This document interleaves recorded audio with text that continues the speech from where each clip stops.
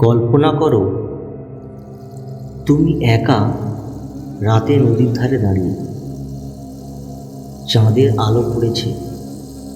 হঠাৎ একটা সুন্দরী মহিলার ছায়া দেখা যায়। সে হাত বাড়ায়, তুমি এগিয়ে গেলে, কিন্তু কাছে এসে দেখলে তার মুখ পচা, চোখ দুটো ফাঁকা গর্ত। আর সে বলল, তুই আমার চিরকালের জন্য। এটা কোনো স্বপ্ন নয়, এটা শ্রাবণের অভিশাপ। 50 বছর ধরে গ্রামের ছেলেরা একে একে অদৃশ্য হয়ে যাচ্ছে। যদি তোমার মুখটা তার প্রেমিকের মতো হয়, তাহলে আজ রাতেই তোমার দরজায় টোকা পড়বে, না হলে সে তোমার স্বপ্নে আসবে। শ্যাডো ফরের আর এক নাম। হ্যালো বন্ধুরা, আমি অভি আছি তোমাদের সাথে। চলে এসেছি একটি নতুন গল্প নিয়ে। আশা করি তোমরা সবাই খুব ভালো আছো। গল্প যদি ভালো লাগে তাহলে একটা লাইক ও কমেন্ট করতে ভুলো না, আর অবশ্যই চ্যানেলটা সাবস্ক্রাইব করে দিও। রাতের অন্ধকারে যখন চাঁদের আলো গ্রামের মাটিতে ছায়া ফেলে, তখন তারা জেগে ওঠে। কিন্তু এই গল্পটা, এটা কোনো সাধারণ পেতনির নয়, এটা শ্রাবণী। শ্রাবণী, যার নামটা আজও গ্রামের লোকেরা ফিস ফিস করে বলে। আমাদের গ্রামটা নদীর ধারে, বনের গভীর, নাম কালীপুর। বাইরের লোকেরা বলে সুন্দর জায়গা, কিন্তু আমরা জানি এখানে রাত হলে দরজা বন্ধ করে শুয়ে পড়তে হয়, কারণ শ্রাবণীর ছায়া ঘুরে বেড়ায়। তার নাম ছিল শ্রাবণী দাসী, গ্রামের সবচেয়ে সুন্দরী মেয়ে। চোখ দুটো কাজলের মতো কালো, চুল লম্বা হওয়ায় উড়ত। কিন্তু তার ভাগ্য ছিল খুবই খারাপ। বাবা মা মারা গেছে টাইফয়েড, একা থাকতে কুঁড়ে ঘরে। গ্রামের জমিদারের ছেলে রামেশ্বর তার প্রেমে পড়ে যায়। রামেশ্বর ছিল ধনী কিন্তু নিষ্ঠুর। বলল, শ্রাবণী, তুই আমার স্ত্রী হবি? শ্রাবণী রাজি হল, কিন্তু জমিদার সাহেব রাজি নয়। এ কোন দরিদ্র মেয়ে, আমার ছেলের যোগ্য নয়। রাতের অন্ধকারে তারা পালালো, নদীর ধারে এসে বিবাহ করল। কিন্তু জমিদারের লোকেরা তাকে খুঁজে পেয়ে গেল, রামেশ্বরকে ফিরিয়ে নিল, শ্রাবণীকে ধাক্কা দিয়ে ফেলে দিল নদীতে। সে ডাকল, রমেশ, রমেশ, কিন্তু নদী তাকে গিলে নিল। তারপর থেকে শ্রাবণীর আত্মা ঘুরে বেড়ায়। বলা হয়, সে যার প্রেমে বিশ্বাস করে তাকে নিয়ে যায়, কিন্তু সাবধান, সে শুধু নারী নয়, তার ছায়া পুরুষ হয়েও আসে। আমার ভাইপো অভিজিৎ কলকাতা থেকে এসেছে, শহুরে ছেলে। বলল, কাকু, এই গ্রামটা কি সুন্দর, ছুটিতে থাকবো। আমি বললাম, বাবা, রাতে বাইরে যাস না, শ্রাবণীর কথা জানিস? সে হাসল, কাকু, সুপারস্টিশন আমি বিশ্বাস করি। প্রথম রাত। অভিজিৎ ছাদে শুয়ে মোবাইলে গান শুনছে। হঠাৎ একটা নারী কণ্ঠ ভেসে আসে। অভিজিৎ উঠে বসল। কে কে? নদীর দিকে তাকালো।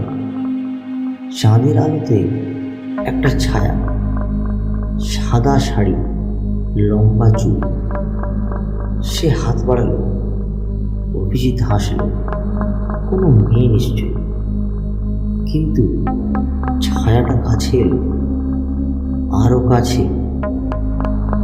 তার মুখটা পচা, চোখ দুটো ফাঁকা। অভিজিৎ ছুটল ভিতরে, দরজা বন্ধ করল। হাঁপাতে হাঁপাতে বলল, কাকু, একটা ছায়া দেখলাম। আমি বললাম, শ্রাবণী, সে তোকে ডাকছে কেন? কারণ তুই রামেশ্বরের মতো দেখতে, একই মুখ। দ্বিতীয় রাত। অভিজিৎ ভয় পেয়েছে, কিন্তু কলকাতার ছেলে বিশ্বাস করবে কেন? সে লুকিয়ে নদীর ধারে গেল। মোবাইলে রেকর্ড করল, প্রমাণ দেখাল। বসলো পাথরে। হঠাৎ ফোনটা বন্ধ, অন্ধকার, তারপর পায়ের শব্দ। কেউ এগোচ্ছে। কে? অভিজিৎ চিৎকার করল।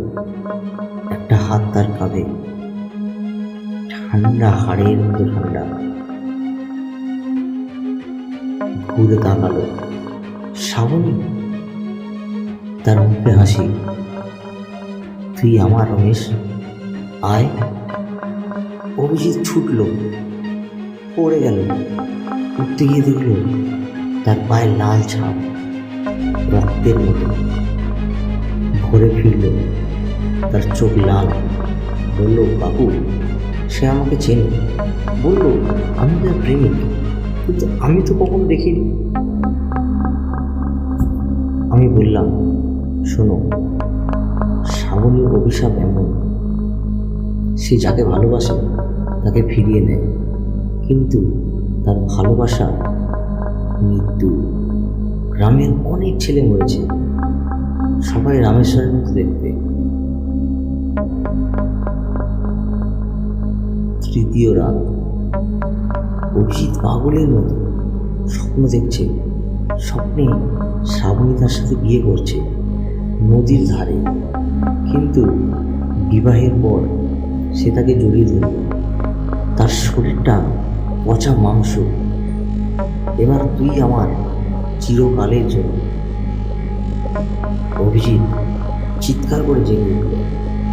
ঘামে ভিজে গেছে সে, কিন্তু তার শরীরে দাগ, গলায় নীল রেখা, যেন হাতের ছাপ। সকালে গ্রামের পুরোহিত ডাকলাম। বুড়ো লোক বলল, এটা শ্রাবণের ফাঁদ। সে এখন তোমার মনে ঢুকেছে, তাকে তাড়াতে হবে। কিন্তু উপায় একটাই, নদীর মাঝে তার লাশ খুঁজে পোড়াতে হবে। অভিজিৎ রাজি হল। আমরা গেলাম নৌকোয়। নদী গভীর। হঠাৎ নৌকোটা দুলে উঠল। শ্রাবণীর হাত জল থেকে ওপর দিকে উঠছে, অভিজিৎকে টানছে। সে চিৎকার করছে, ছাড়, ছাড়। আমি লাঠি দিয়ে আঘাত করলাম। হাতটা ডুবে গেল, কিন্তু লাশ পাওয়া গেল না। চতুর্থ রাত, সবচেয়ে ভয়ঙ্কর। অভিজিৎ আর শুনতে পারছে না। সে বলল, কাকু, সে আমার সাথে কথা বলছে। বলছে, রমেশ, তুই আমাকে ছেড়ে এলি, এবার আমরা একসাথে থাকবো। হঠাৎ আলো নিভে গেল। ঘরে ঠান্ডা হাওয়া। দরজা খুলে গেল। অভিজিৎ উঠল, চোখ দুটো ফাঁকা। হাঁটতে শুরু করলো নদীর দিকে।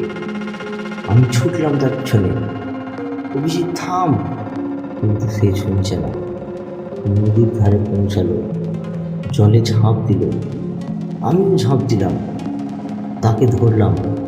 কিন্তু জল থেকে হাতগুলো উঠছে, শত শত হাত, শ্রাবণীর হাত।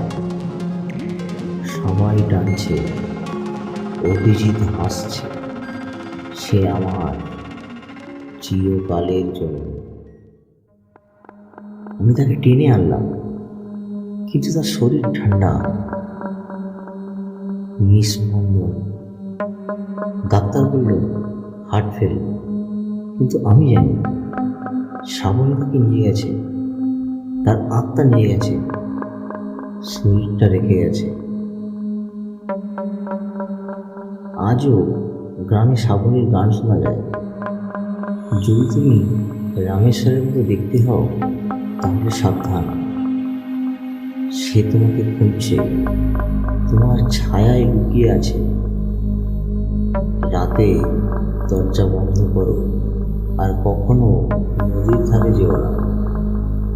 কিন্তু যদি শুনতে পাও নারীর কণ্ঠ, তাহলে যেন অনেক দেরি হয়ে গেছে। আজকের গল্প কেমন লাগলো কমেন্ট করে জানাতে ভুলো না। তোমাদের কাছেও যদি কোনো ঘটনা থাকে লিঙ্কে দেওয়া ফেসবুকে মেসেজ করে পাঠাও। তাহলে কথা হচ্ছে পরের এপিসোডে। আর অবশ্যই চ্যানেলটা সাবস্ক্রাইব করতে কিন্তু ভুলো না।